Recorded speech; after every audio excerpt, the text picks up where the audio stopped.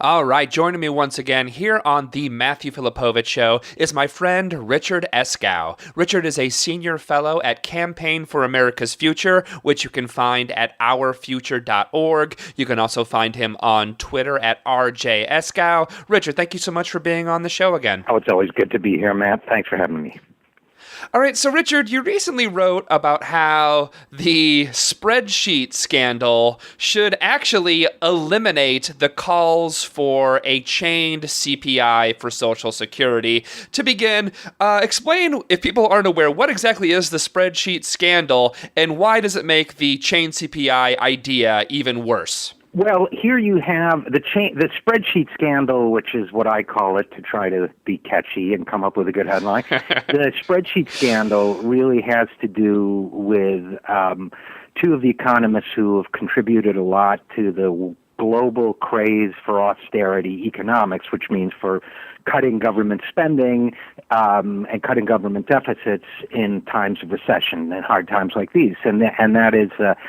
They're Carmen Reinhart and Ken Rogoff, and their pieces on this topic have been very influential, especially a paper they wrote in 2010, in which they said, right as all of this was heating up, that any time public debt exceeds 90% of GDP, they could show through their data that an economy began to shrink. Now, the reason why that matters is because for many, many years, the belief and the knowledge and the experience has been that in times like these, government spending has what's called a multiplier effect, that if you spend $1 to provide government services, whether it's the WPA under Roosevelt, whether it's teachers, whether it's construction, that you get more than $1 back in growth. And they're saying, no, if you borrow to get that dollar above 90%, above this magic number, then you're really shrinking the economy. Now, what happened in the last couple of weeks is that a paper was released by a grad student and his professors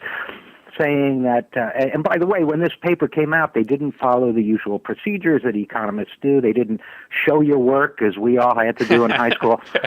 But finally, they agreed to share their spreadsheets with a grad student who discovered that apparently, for one thing, they'd made a mistake in cutting and pasting. So they took the wrong numbers and put them next to the wrong descriptors, and that completely skewed their figures.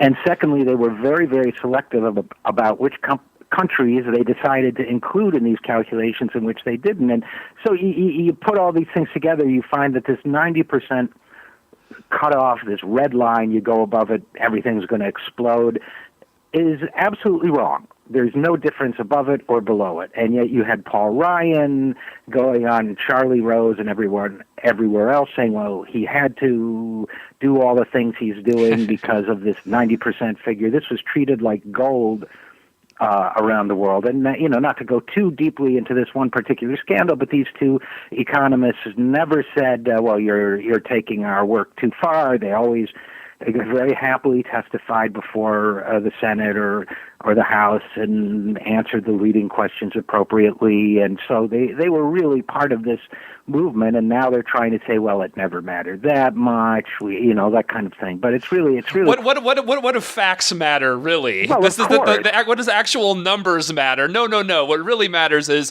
our ideological what we think should happen, which is to cut and do all types of austerity.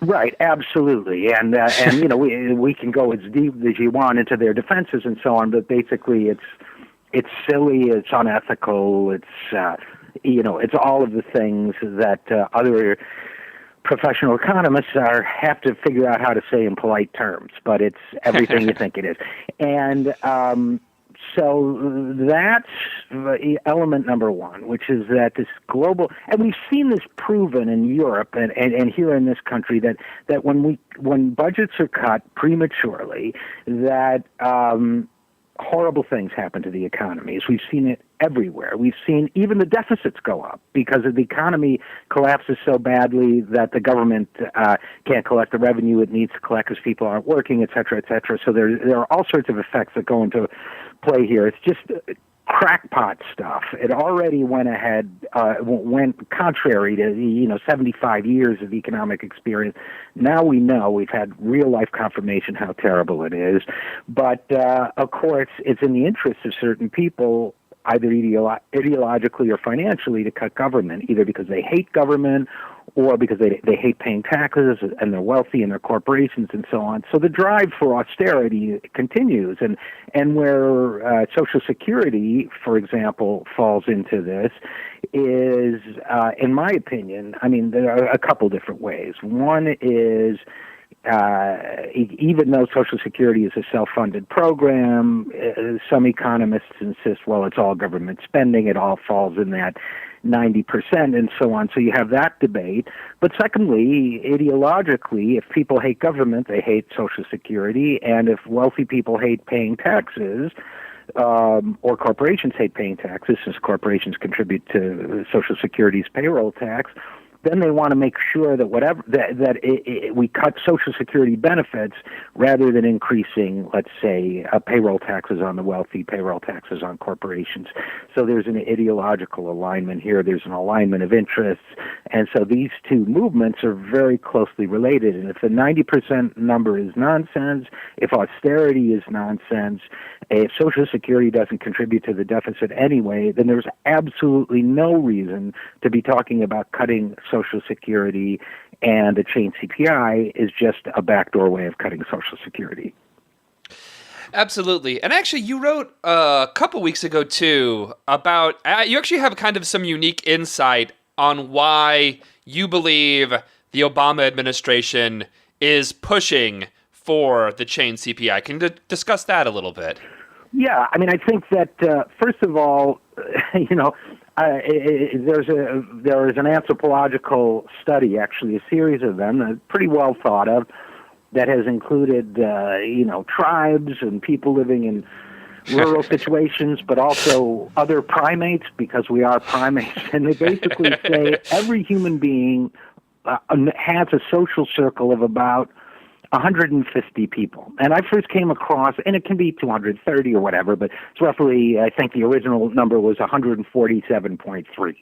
So I don't know who the 0.3 is, but I can get it. But and I first came across it actually during the World Trade Center, during 9/11. The concept, anyway. A lot of these papers hadn't been written yet. Some had, but because there were discussions of, did you really know people who died there? In other words, were they in your 150 or 200 person social circle? In my case, the answer is yes, because I worked 2 blocks from there. I did a lot of dealings with people in that building. So I, in fact, sadly did know people who died there. But that was where I first heard the concept. And then, I have for years been fascinated at the kind of village of the damned effect that goes in when you see people get elected or appointed to high office. They go to Washington, you go to see them a couple years later, and they have that look in their eye, and you say, well, why do you need to cut Social Security, or why don't we attack the root causes of Medicare's costs instead of what you're trying to do? And you reach a certain point, and it's really like dealing with, a Mooney or somebody, trying to convert you on the street. And I got very curious about this. So I think, part of the problem is that when you talk to senior administration people, which I've had less and less opportunity to do as I speak about these things. But you really find it's like, well, the famous comment that Martha Raddatz made, which was kind of a disgrace to a good career on her during the debate, when she said, well, everybody knows we need to cut Social Security. I don't know if you remember that moment, but it was just appalling. In one of the presidential debates between Obama and Romney, she said, why are you guys dancing around this? Everybody knows we need to cut Social Security. Well, we don't need to cut Social Security, but that everybody knows is the key phrase. When you're working for Tim Geithner, or you are Tim Geithner, if you're, on the Council of Economic Advisors, whatever it might be, everybody says, well, this is what we got to do. And that's the result of decades of billionaires like Pete Peterson and other people funding think tanks, funding economists, funding sociologists, funding consultants of various kind, bringing in lobbyists, putting on conferences, telling Bill Clinton and all his senior people here, I'll give you a nice honorarium, come and speak at my conference about why the deficit's the biggest problem on the planet and why Social Security really does contribute to the deficit.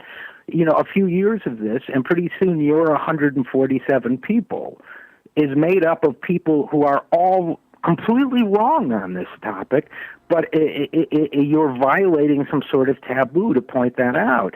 So you go in there and you say, we had a blogger meeting with Tim Geithner a couple years ago, and I pushed him on this issue, and they treat you like a lunatic, and because you're outside the tribe, and you see it in the Washington Post. You see, these fringe ideas, though, right? These extreme ideas about, for example, increasing the payroll tax and maybe even increasing Social Security benefits.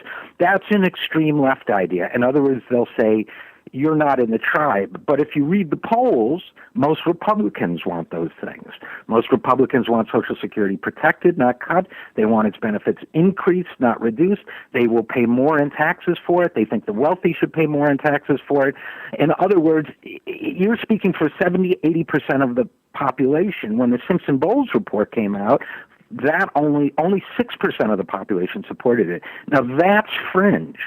But if the 147 people are all fringe in the same way, then gradually you imbibe this, you become this, and I think that's part of what we're dealing with the Obama administration.